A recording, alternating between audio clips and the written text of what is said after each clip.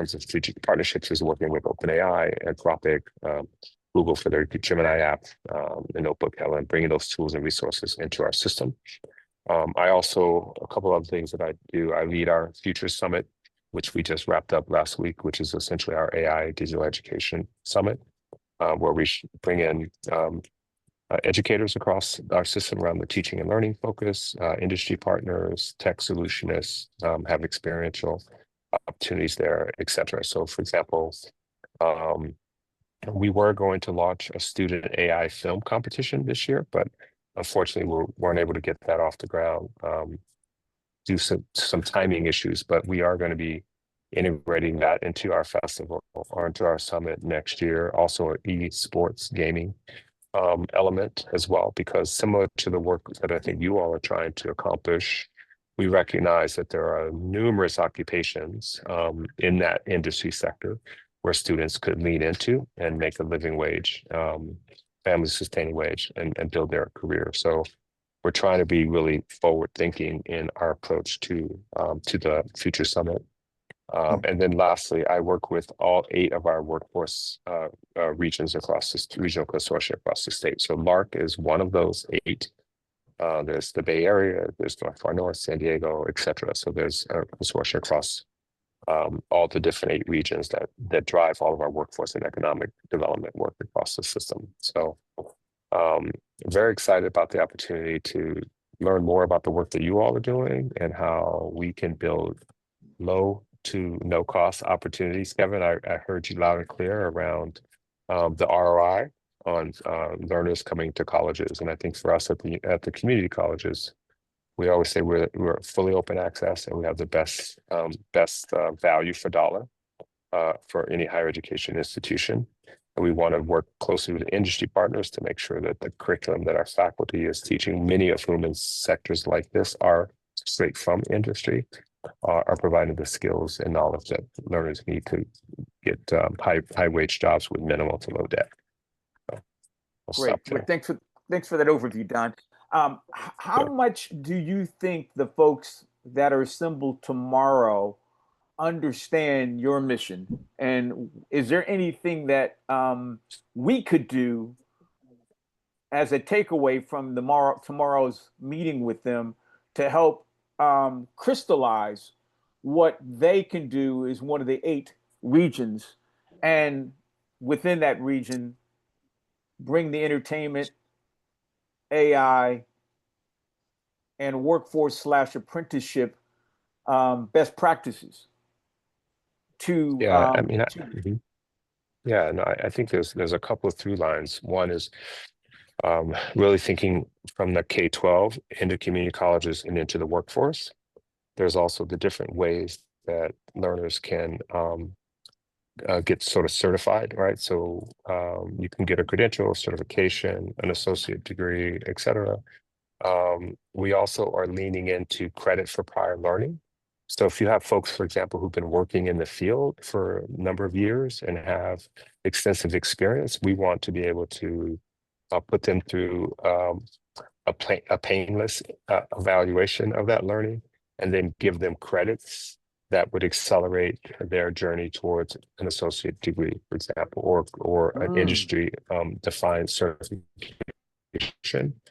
We're also leaning into competency-based education. So it's almost the sort of the next level, right? So rather than having to sit in a course for a semester, you're able to just test out based on your knowledge base, right? So, and we also know that some learners learn some things faster than others, and vice versa. So we don't want people sitting in classes or in programs just for the sake of time, right? So I think that's part of it. I think the other piece is like, how are we providing sort of work-based learning experiences for learners? How are we upskilling adults who might be interested or in the sector or already working in the sector, but kind of at entry-level jobs? How do we upskill them in order to get those higher wage up, the above line, below line careers, right, in the space? My partner is a film producer, so I've just dropped a little bit of like above line clear line Picking the knowledge. language. Okay, all right. Only because I hear her talk about that all the time, right? And as a woman producer, right, she's very mindful of kind of all those dynamics, right? Also, that equity piece, I think, is really important around how are we putting women and people of color, low income workers on pathways and to be successful in the industry, not only in terms of wage attainment, but also like in terms of creative licensing, right? Their ability to bring their ideas and concepts to the table in a meaningful way and lead with that work without compromise. So I think all of those things are parts of kind of how we're trying to think about this work. So, and I would say, we have 8 regions, and all of the regions have the things that they specialize in. Industry sectors, obviously, LA entertainment industry is important.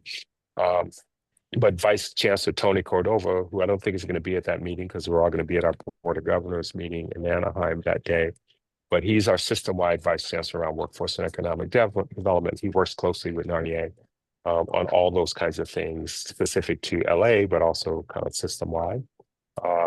Wednesday, we're having a meeting with the Port of Los Angeles, and that's in partnership with LARC around port occupations. So there's ability to work locally, but also think about how we integrate that up into our system-wide strategy to support our learners.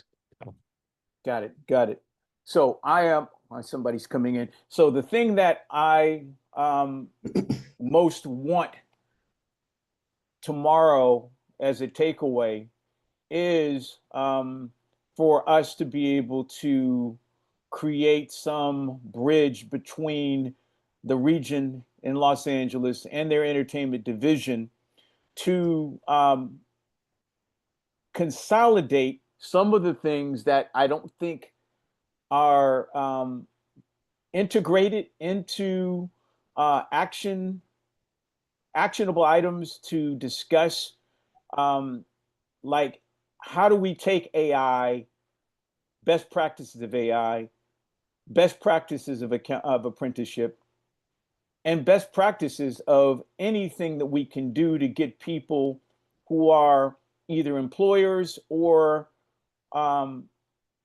people who are independent content producers who could become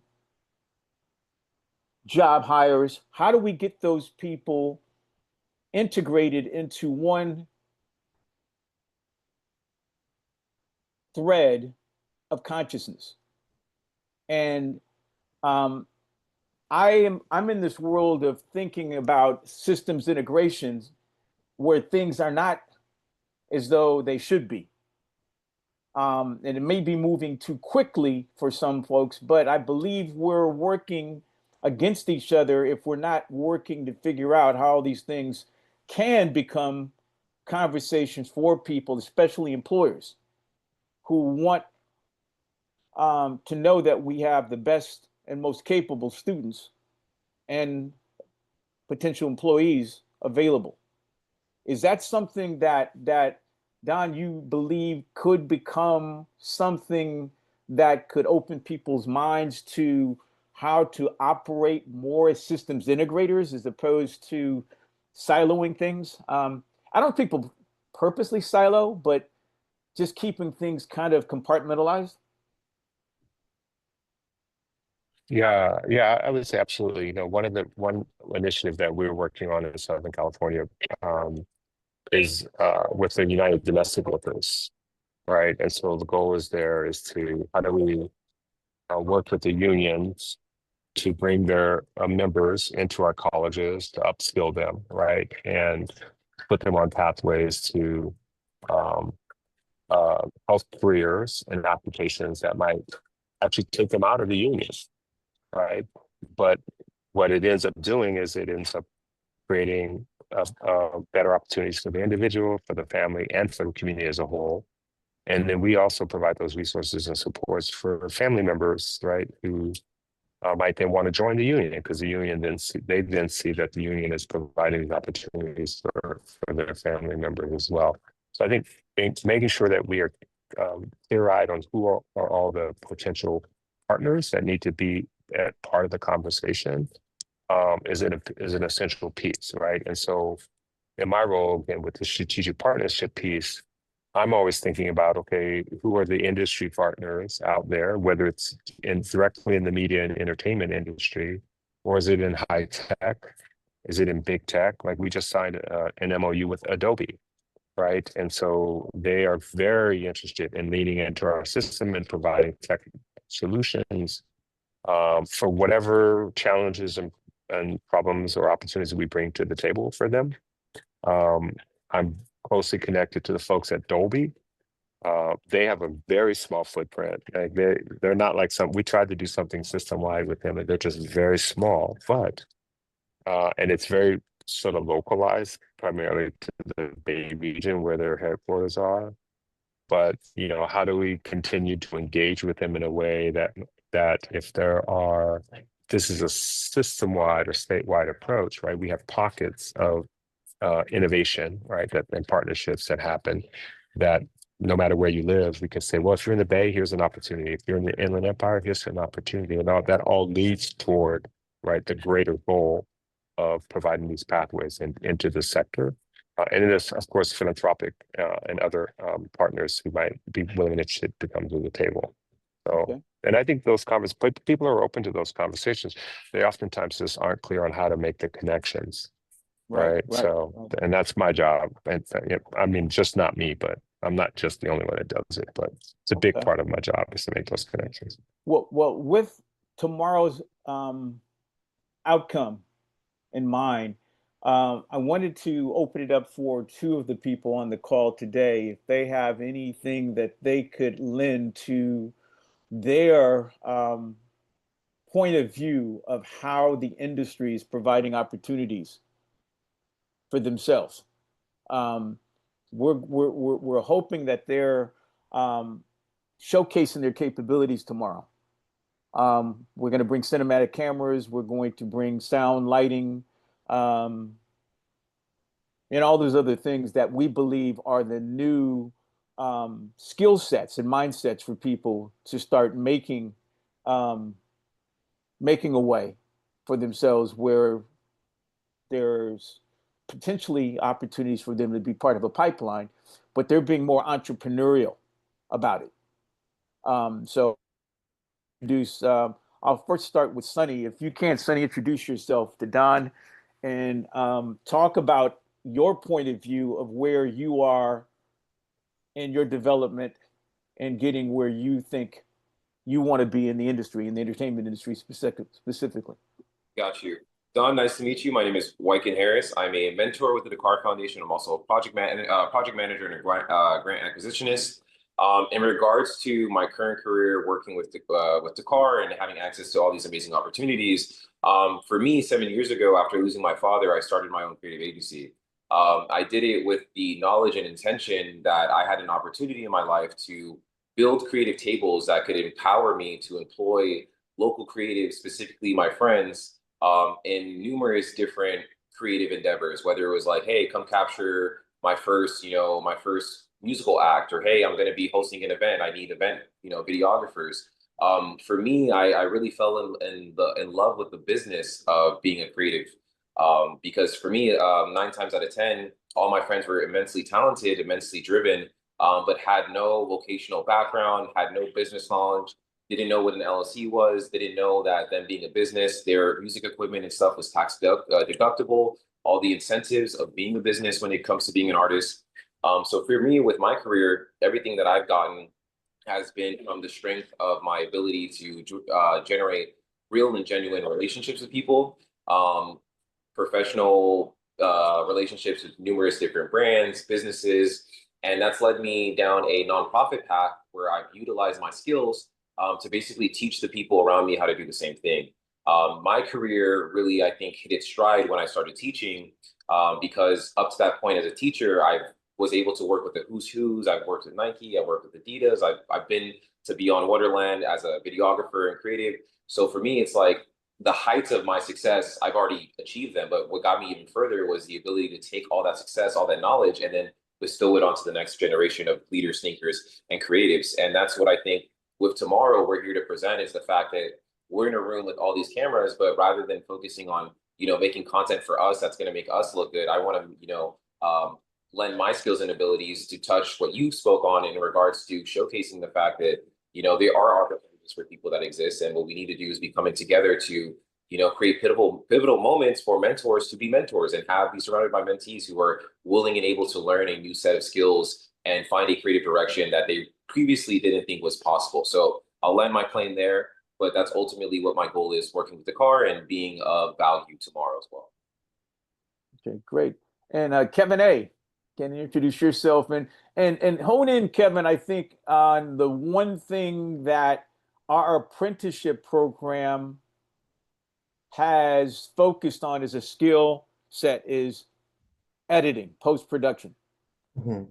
Yeah, my name is Kevin. I've been in Los Angeles since 2017. I have made somewhat of a career of myself or for myself. Like I started in editing. That's what I have the most experience in, but I also have like 3 or 4 years experience in esports. I like the last 5 years I've been able to extend myself into directing, and I've led a couple like 6-figure music video projects or like professional live streams that I produced. It's like the film industry is a little hectic right now, especially like with the writer's strike and everything going on. If I couldn't find work in editing, I found work on set, whether it was being a PA or being a lead creative. I mean, I still take PA work today. I just don't do it for less than $400 a day. But that's because I'm able to leverage all my experience to get more money.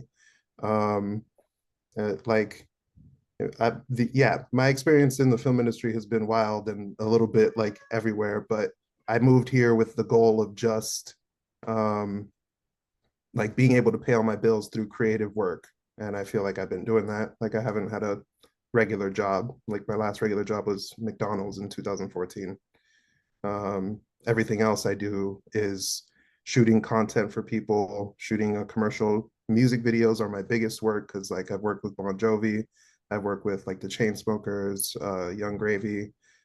Like I've worked with a lot of really big artists, but that's not as consistent. So like I'll get like 1 or 2 videos a year. And when I'm not doing that, I'm doing a lot of editing. I just finished a feature last week, editing for Mariah Carey's Camera Guy. He has his own directorial debut, and he hired me to edit the feature film. That's just because I had that connection that I got that job, you know what I mean? But yeah, I mean, like I'm a filmmaker, I'm a creative, and through Dakar, I've been helping them in their post-production side, and then also like shooting, getting my hands on like an actual camera without a budget. That way I could shoot like music videos for my talented friends that don't necessarily have $100,000 for a music video. That's kind of where I'm at. Great. And Sonny, go ahead. Yeah, and I just wanted to add on to what Kevin was speaking on as well too, because going back to your original question in regards to how we survive as artists in this field is word of mouth.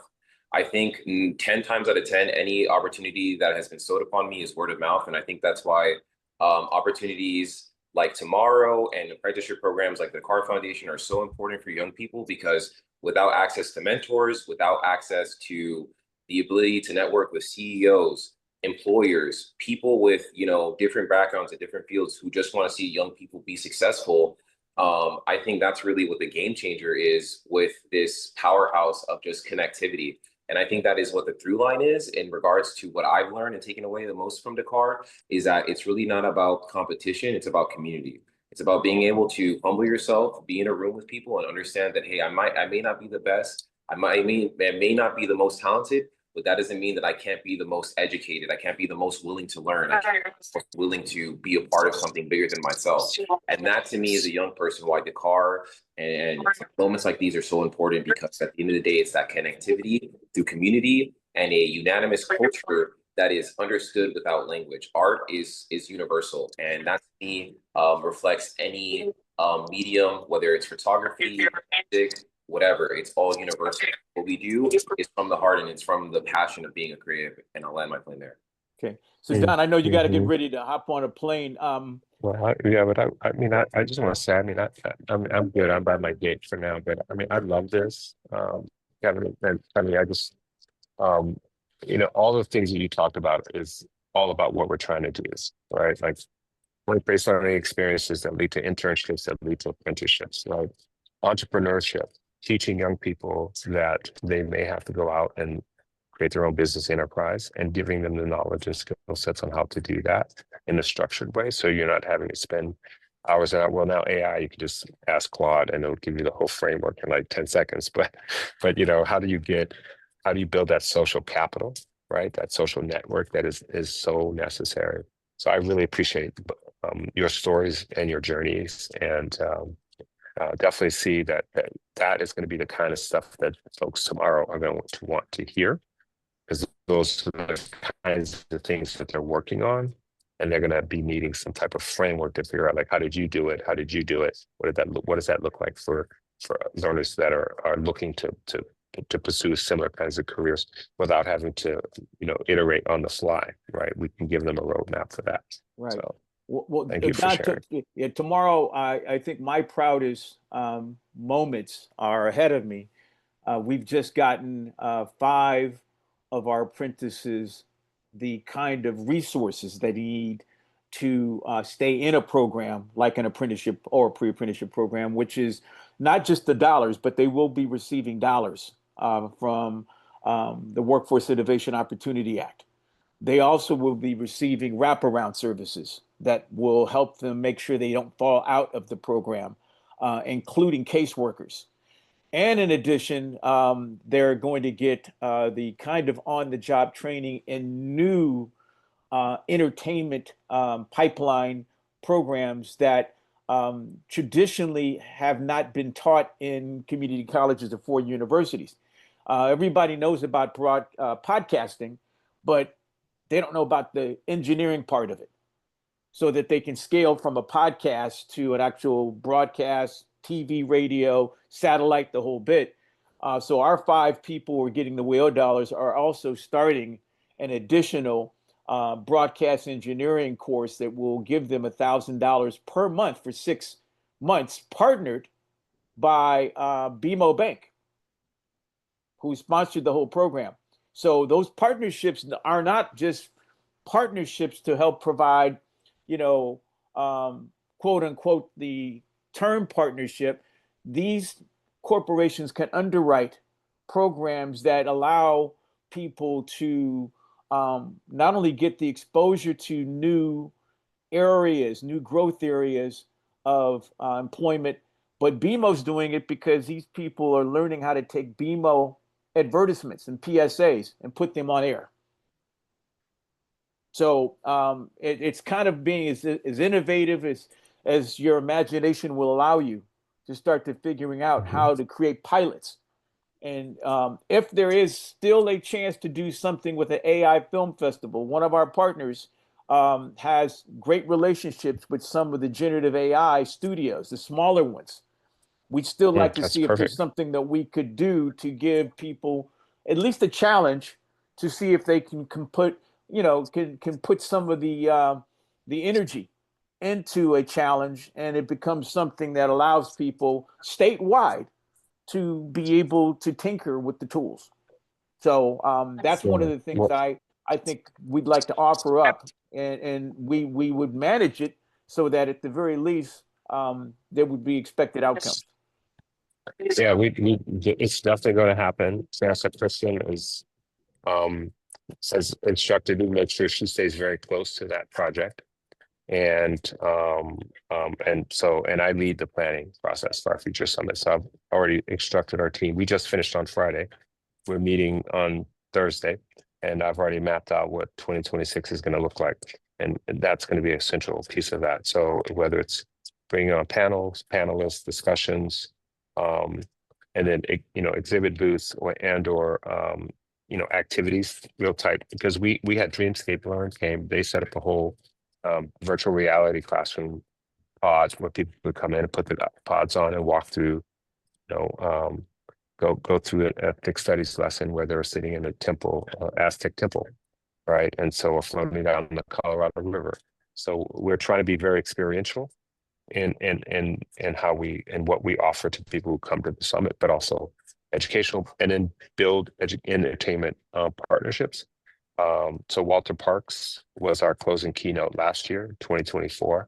He producer for Dreamscape Studios, Men in Black, Gladiator. His first movie was War Games, and then this year we had Hank Rogers, who was our closing keynote. So the film Tetris is his biopic. So he came in and talked about AI and climate and the future and how we solve everything by 2045. And so part of um, um, my plan for the summit is that our closing keynote every year on the final day is kind of celebrity status that can really drive the message around, particularly the entertainment industry. So, there's a lot of possibilities for interfacing in that. But I would say with tomorrow, what's really important is making sure that through line from K-12s, so work-based learning, paid internships, paid apprenticeships, is really strongly presented. And then that entrepreneurship piece, like when you're done with your apprenticeship, if you can't get a job, we want to make sure that you have the skill sets to start your own business, right? And also recognizing the gig economy, that's where people are. So how are we setting them up for success? And building that social capital, social network for learners. So wow. Okay. Well, thank you very much. I actually will share these notes with our new manager of our apprenticeship program, who's a young lady who's 24 years of age. She's been in the business since she's been 12, and she's won several awards, and she's writer, director, producer, actor, the whole shot. So again, so I'll give you the link. What time you this is from 10 to 12, our thing. Is there any chance that you could maybe hop on to say hello in the Zoom part of it? Oh yeah, I could do a Zoom. I think we start at 11 tomorrow, 11 to 5. So yeah, I could definitely do the early part of that for sure. That would be great, actually. Yeah. All right, I'll send you the link, and I'd love to just have you come on and say hello, and you're just a fly on the wall, listening to see how we can, push all of our chips to the middle of the table. Okay. Yeah, that'd be great. I'd like to bring Tony, Vice Chancellor Tony Cordova. I'm not sure if he's available, but he I'll leads send you all of the our link. I'll workforce send you stuff the I'll send you the across link. I'll Yeah. send you the link. Okay. Yeah. Okay. All right, Don. Awesome. All right. Okay. Thank All you right, all. sir. Have I'm a gonna safe jump flight my tomorrow. flight now. Appreciate you all. Okay. Thank you. All right. Will Bye-bye. do. Bye-bye.